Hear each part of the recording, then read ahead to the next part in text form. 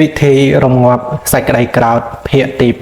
2 5ពិចារណាថាយើងក្រោធគឺសាងទុក្ខឲ្យខ្លួនឯងគប្បីពិចារណាក្នុង7ចំណុចនេះ 1. ប្រហារផ្លូវចិត្តខ្លួនឯងព្រោះសេចក្តីក្រោធបើយើងត្រូវចោលបៀតបៀនក៏ចំពោះតែផ្លូវកាយប៉ុណ្ណោះឯចំណែកខ្លួនឯងវិញព្រោះការខឹងក្រោធកើតឡើងបានប្រហារបានបៀតបៀនបានដុតរលដល់សន្តានចិត្តរបស់ខ្លួនឯងព្រោះហេតុនេះបើយើងគិតថាមេត្តាគេមិនបានទេគឺសូមកុំភ្លេចមេត្តាខ្លួនឯងឲ្យសោះកុំដុតចិត្តខ្លួនឯងដោយសេចក្តីក្រោធឡើយ 2. គាំទ្រសេចក្តីក្រោធដែល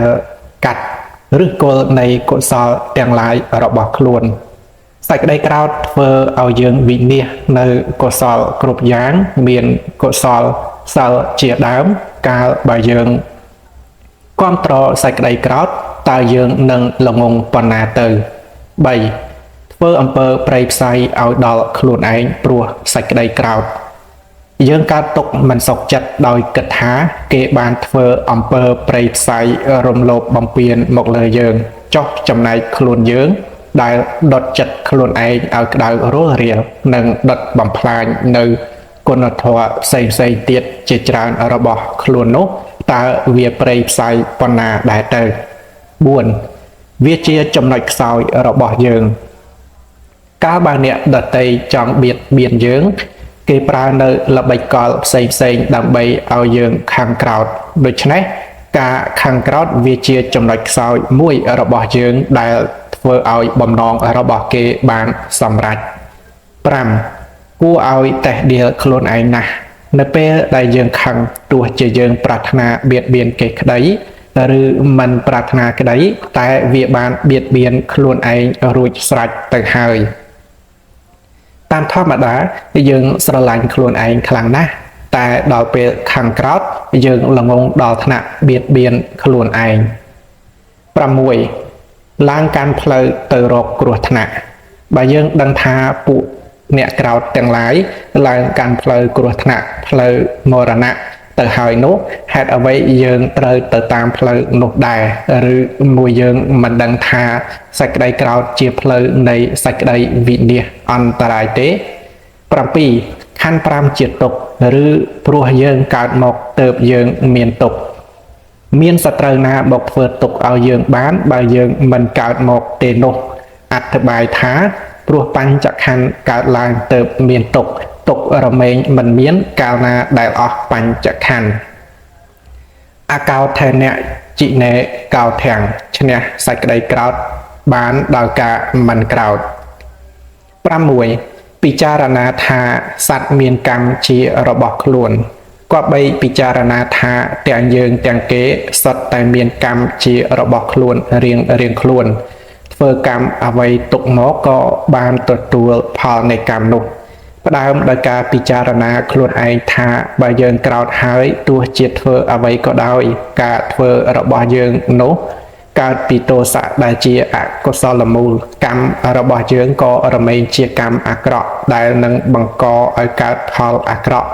មានតែសេចក្តីក្តៅក្រហាយមិនជាប្រយោជន៍ក្នុងលោកនេះហើយនឹងទទួលផលរបស់កម្មនោះតទៅមុខវែងឆ្ងាយទៀតម្យ៉ាងទៀតកាលបើយើងធ្វើកម្មអាក្រក់ដែលកើតអំពីទោសៈនោះមុននឹងយើងបៀតបៀនបំផ្លាញអ្នកដទៃយើងបានប្រទុះសារាយជាមួយនឹងខ្លួនឯងដុតរលខ្លួនឯងជាមុនស្រេចទៅហើយដូចយកដៃទាំងពីរចាប់ដុំរងើកភ្លើងគប់ក្រវែងដាក់អ្នកដទៃវារមែងឆេះដៃខ្លួនឯងជាមុនឬដូចយកដៃចាប់លាមកចោលដាក់ទៅគេក៏ធ្វើឲ្យខ្លួនឯងស្អុយជាមុនរួចស្រេចទៅហើយដែរកាលពិចារណាអំពីកម្មដែលខ្លួនឯងបានធ្វើដូច្នេះហើយគប្បីពិចារណាទៅលើអ្នកដទៃក្នុងទំនងដូចគ្នាគឺកាលដែលគេក្រោធហើយគេបានធ្វើនៅកម្មអាក្រក់គេនឹងទទួលផលកម្មរបស់គេតទៅកម្មអាក្រក់នោះនឹងមិនជួយឲ្យគេបានទទួលផលល្អមានសេចក្តីសុខអ្វីឡើយមានតែផលអាក្រក់ចាប់ផ្ដើមតាំងពីដុតរលចិត្តរបស់គេជាដើមទៅ ក្នុងកាលដែលមនុស្សយើងមានកម្មជារបស់ខ្លួនរៀងខ្លួនទទួលផលកម្មរៀងខ្លួនដូច្នេះយើងមិនចាំបាច់គិតខ្វល់ខ្វាយឲ្យក្តៅក្រហាយចិត្តនោះទេតាំងចិត្តធ្វើតែអំពើល្អទៅបានហើយ7ពិចារណាបព្វជរិយារបស់ព្រះពុទ្ធជាអង្គម្ចាស់ព្រះពុទ្ធជាអង្គម្ចាស់មុននឹងបានត្រាស់ដឹងទ្រង់បានបំពេញនៅបារមីទាំងឡាយអស់កាលដ៏យូរអង្វែងរហូតមកទ្រង់បានបំពេញនៅប្រយោជន៍ឲ្យដល់អ្នកដទៃដោយព្រះអង្គព្រមលះបង់សូម្បីតែប្រជជនរបស់ព្រះអង្គឯង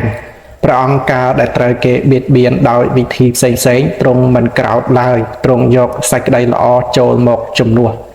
ដល់ទៅថ្នាក់គេតាំងខ្លួនជាសត្រូវនឹងព្រះអង្គព្យាយាមសម្លាប់ព្រះអង្គទ្រង់ក៏មិនមានចិត្តគិតប្រទុះសារាយដែរពេលខ្លះព្រះអង្គជួយគេដោយប្រឹងប្រែងជាទីបំផុតជំនួសអ្វីដែលគេត្រូវដឹងគុណគេត្រឡប់បែរជាប្រទុះសារាយមករកព្រះអង្គវិញទោះបីយ៉ាងនេះក៏ដោយក៏ព្រះអង្គមិនក្រោធដែរព្រះអង្គនៅតែធ្វើល្អដល់គេតទៅទៀតពុទ្ធចរិយាដោយដែលពោលមកនេះជាគុណជាតិដែលមនុស្សទូទៅលំបាកនឹងបដិបត្តិបានតែក៏ជាតួយ៉ាងដ៏ល្អដែលពុទ្ធបរិស័ទគួរនាំយកមករំលឹកដាស់តឿនខ្លួន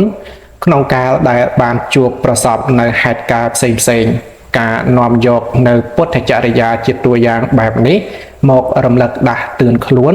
នាំឲ្យយើងមានសេចក្តីអត់ធន់ព្រោះអ្វីដែលយើងបានទទួលដោយសពថ្ងៃនេះកាលបើប្រៀបធៀបជាមួយនឹងព្រះពុទ្ធជាអង្គម្ចាស់ដែលទ្រង់ធ្លាប់បានជួបប្រសពមកហើយនោះរឿងរបស់យើងចាត់ថាបន្តិចបន្តួចណាស់គឺมันអាចប្រៀបធៀបនឹងព្រះអង្គបានទេក្នុងហេតុការណ៍ដែលព្រះពុទ្ធជាអង្គម្ចាស់ទ្រង់បានជួបប្រសពមកហើយនោះគឺធ្ងន់ធ្ងរក្រៃលែងណាស់ព្រះអង្គនៅតែរងាប់សេចក្តីក្រោធបាននៅតែមានមេត្តាតទៅទៀតចុះវាជាអ្វីដែរចំពោះករណីបន្តិចបន្តួចរបស់យើងនេះដែលយើងជាសិស្សរបស់ព្រះអង្គថាมันអាចរងាប់បានបើយើងមិនដើរតាមព្រះចរិយាវត្តរបស់ព្រះអង្គទេគឺជាការមិនសមគួរឡើយត្រង់ដែលយើងយកព្រះអង្គជាព្រះសាស្តានោះពុទ្ធចរិយាវត្តតេតងនឹងសេចក្តីអត់ធន់ការលះបង់ព្រមទាំងមេត្តាករុណារបស់ព្រះអង្គលោកបានចងក្រងទុកក្នុងព្រះជាដកមានច្រើនរឿងណាស់ហើយដោយច្រើនសុទ្ធតែវែងដែលមិនអាចនាំយកមកសម្ដែងទុកក្នុងទីនេះបានគ្រាន់តែសូមលើកយកព្រះជាដកជាតួយ៉ាងខ្លីៗនិងដោយសេចក្តីសង្ខេបមកតែប៉ុណ្ណោះគ្រាមួយព្រះបរមពោធិសត្វកើតជាព្រះរាជាក្រុងពារាណសីមានព្រះនាមថាព្រះបាទមហាសីលវៈគ្រានោះអាមាត្យម្នាក់របស់ព្រះអង្គមានកំហុសត្រូវនិរទេសអាមាត្យនោះឯងបានចូលទៅបម្រើការថ្វាយព្រះបាទកោសលដោយអាមាត្យនោះមានគំនុំក៏បានឲ្យចោរចូលមកលួចប្លន់នៅក្នុងដែនដីរបស់ព្រះបាទមហាសីលវៈជារឿយការដែលរាជបរោះចាប់ចោលទាំងនោះបានព្រះមហាសីលវៈទ្រង់ទូនមានអប់រំហើយក៏លែងឲ្យរួចខ្លួនទៅព្រមទាំងបានប្រទានទ្រព្យឲ្យខ្លះផងដូចនេះជានិច្ចក្នុងទីបំផុតអាមាត្យកំហុចនោះក៏យកហេតុការណ៍ទាំងអស់នេះមកញុះញង់ព្រះបាទកោសលថាព្រះបាទសីលវៈទុនខ្សោយណាស់បើលើកទ័ពទៅច្បាំងគង់នឹងដណ្ដើមយកនគរពារាណសីបានដោយងាយព្រះបាទកោសលទ្រង់ជឿទើបលើកកងទ័ពចូលមកច្បាំងដណ្ដើមយកនគរពារាណសីព្រះមហាសីលវៈ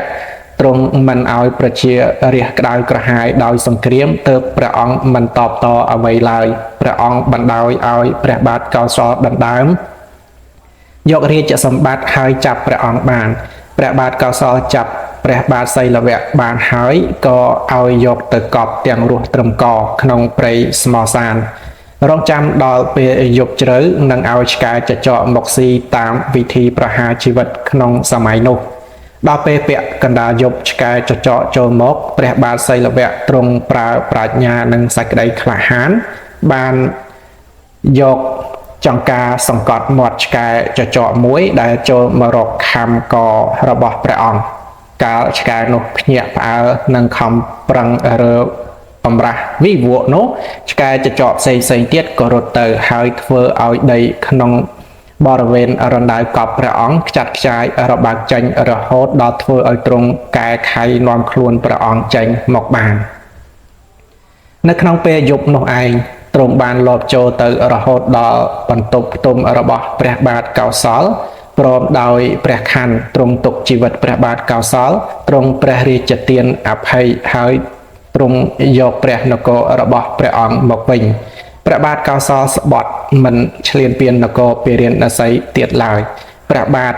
សីលវៈមហារាជទ្រង់បានស្ថាបនាព្រះបាទកោសលឲ្យជាសម្លាញ់ហើយទ្រង់ឲ្យត្រឡប់ទៅគ្រប់គ្រងដែនកោសលដោយដើមវិញតរៀងទៅ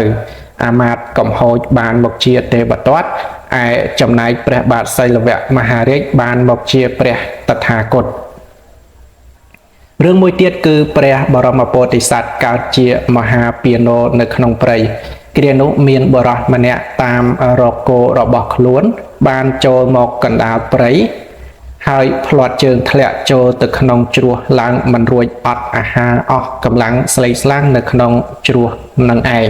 10ថ្ងៃកន្លងមកមហាពាណោក៏បានចុះទៅជួបកើតក្តីអាណិតទើប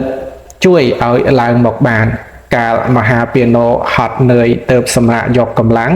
ហើយក៏ដេកលក់ទៅបរោះនោះបានកើតគំនិតអាក្រក់ដោយគិតថាស្វានេះក៏ជាអាហាររបស់មនុស្សដោយសត្វព្រៃដតីទៀតដែរឥឡូវនេះអញឃ្លានខ្លាំងណាស់អញនឹងសម្លាប់ស្វានេះស៊ីរួចហើយនៅសល់សាច់អញនឹងយកទុកធ្វើជាស្បៀងទៅតាមផ្លូវគិតដូច្នេះហើយក៏បានរកដុំថ្មធំមួយដុំ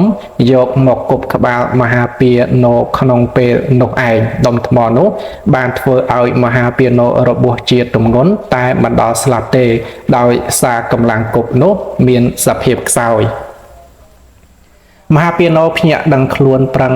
គេចរត់ឡើងទៅលើដើមឈើសម្លឹងមើលមកមនុស្សអាក្រក់ដែលជាមនុស្សទ្រុះមិត្តនោះទាំងឈាមកំពុងហូរស្រោចខ្លួនដោយក្រែងថាបរោះនោះវង្វេងរកផ្លូវចេញពីព្រៃមិនបានដូច្នេះទាំងដែលខ្លួនឯងកំពុងតែឈឺចាប់ដល់ខ្លាំងក្លាក៏នៅខំលោតទៅតាមមែកឈើដើម្បីជួយនាំផ្លូវឲ្យបរោះនោះចេញផុតពីព្រៃទៀតផងនហិវេរេណៈវេរិនិសមន្តិធៈកុទាចណੰអវេរេណៈចៈសមន្តិអេសធម្មោសនន្តណោក្នុងកាលណាក៏ដោយធម្មតាពាក្យទាំងឡាយក្នុងលោកនេះមិនស្ងប់រងាប់ដោយការចងពាក្យឡើយតាមការពិតពាក្យទាំងឡាយតែស្ងប់រងាប់ដោយការមិនចងពាក្យនេះជាធម៌ចាស់មានយូរយារណាស់មកហើយ8ពិចារណាញាតិក្នុងសង្សារវដ្តមានព្រះពុទ្ធវចនៈកន្លែងមួយបានសម្ដែងថាក្នុងសង្សារវដ្តគឺការវិលវល់កើតស្លាប់ដែលកំណត់ទីបំផុតខាងដើមមិនបាននេះសត្វណាដែលមិនធ្លាប់ជាមេត្តាមិនធ្លាប់ជាបិតាមិនធ្លាប់ជាបុត្រមិនធ្លាប់ជាធីតានឹងគ្នាសត្វនោះមិនងាយរកបានទេដូច្នេះ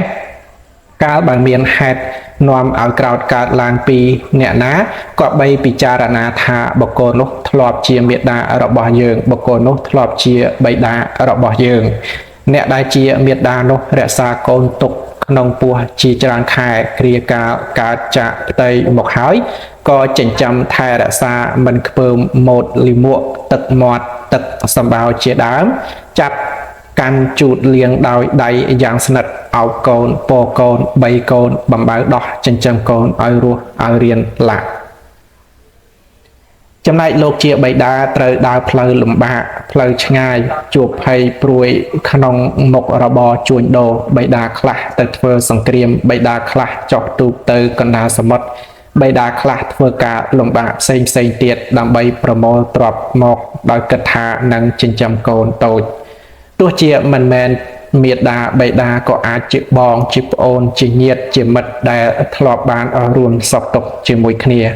ដូច្នេះការដែលមានចិត្តអាក្រក់ខាងក្រោតស្អប់ខ្ពើមដល់បុគ្គលទាំងនោះគឺជាការមិនសមគួរសោះឡើយព្រោះតែការហួងហែងកូនប្រុសស្រីសន្សំទ្រព្យទុកសម្រាប់កូនទៅបាន มันធ្វើទៀនมันបានរក្សាសិលផ្្លាត់កតិខ្លួនឯងទៅនរកឬប្រែតដីរឆានអស់ការដ៏យូរអង្វែងទើបបានកើតមកជាមនុស្សកំសត់ក្រីក្រពិការខ្វាក់ខ្វិនលំបាកលំបិនត្រាច់ចរសុំទៀនដូច្នេះទើបយើងមិនត្រូវញ៉ាំងចិត្តឲ្យប្រទុះឬឲ្យស្អប់ខ្ពើមទៅលើអ្នកដែលធ្លាប់ពលីជីវិតចំពោះយើងឡើយសូមអនុមោទនាសូមចុច Subscribe ដើម្បីរងចាំទទួលនៅភាគបន្តទៀតសូមគោរពលា